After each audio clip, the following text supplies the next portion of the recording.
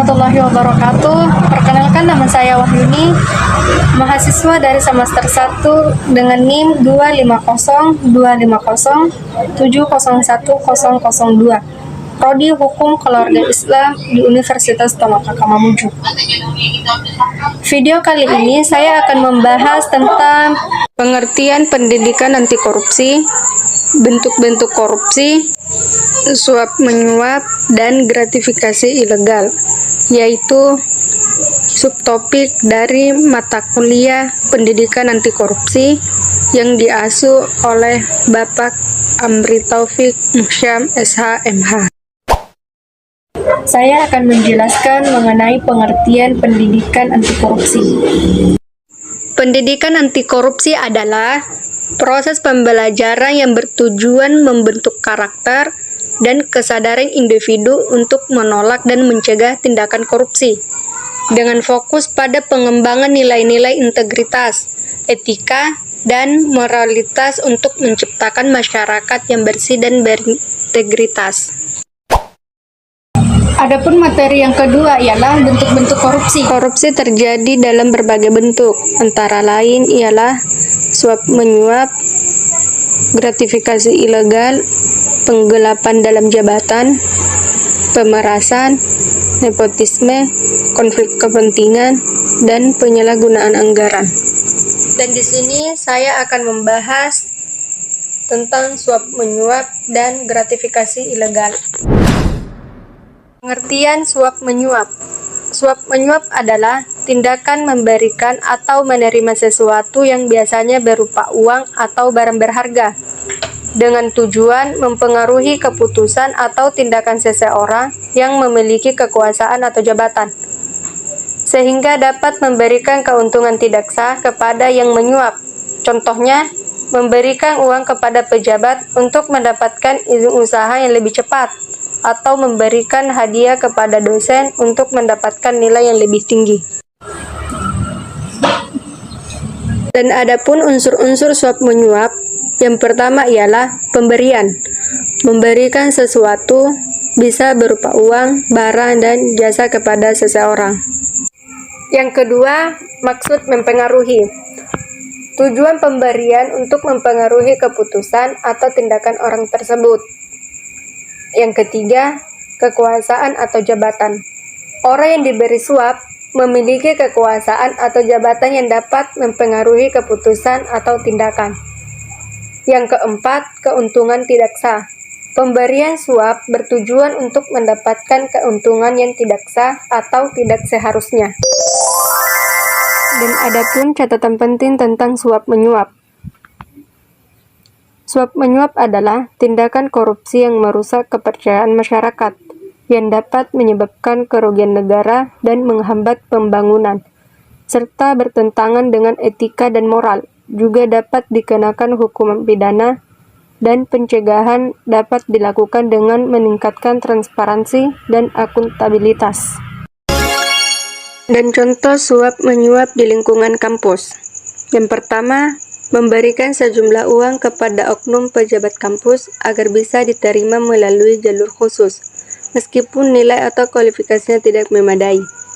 Dan yang kedua, menyuap dosen agar lulus mata kuliah yang sulit atau mendapatkan nilai tinggi tanpa harus mengikuti perkuliahan atau ujian. Dan contoh suap menyuap di lingkungan kerja.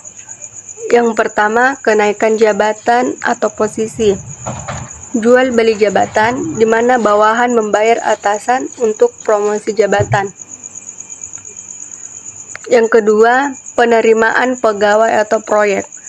Calon PNS memberi uang ke kepala kantor agar diterima bekerja tanpa tes atau mengalahkan kandidat lain. Selanjutnya, saya akan membahas mengenai pengertian gratifikasi ilegal.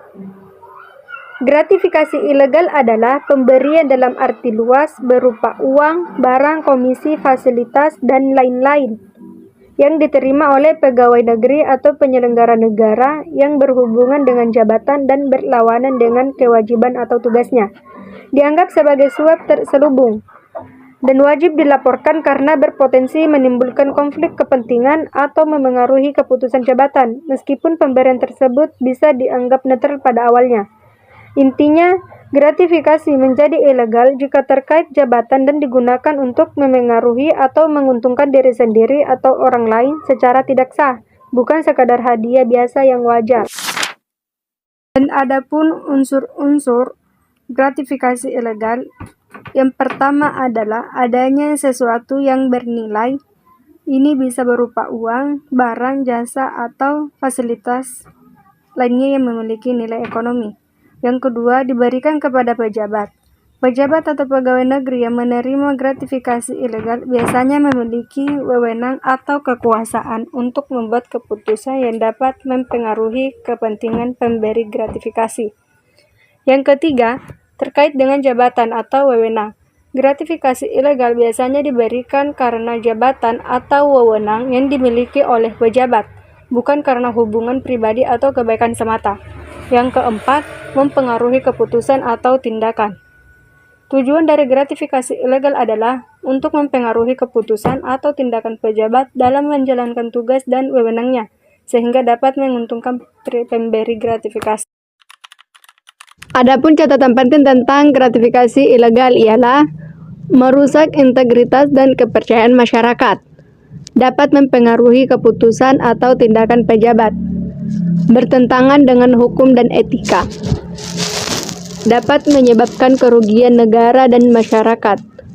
Pejabat dan pegawai negeri harus menolak gratifikasi ilegal untuk menjaga integritas dan profesionalisme. Dan contoh gratifikasi ilegal di lingkungan kampus. Yang pertama, pemberian terkait proyek atau pengadaan barang atau jasa.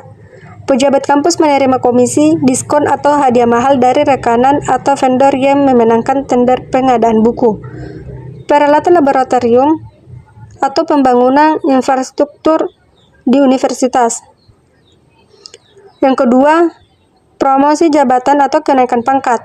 Adanya pemberian berupa uang atau barang berharga kepada atasan atau panitia seleksi sebagai imbalan untuk mendapatkan posisi struktural atau fungsional tertentu di kampus. Dan contoh gratifikasi ilegal di lingkungan kerja. Yang pertama, menerima hadiah atau uang terkait proses pengadaan barang atau jasa.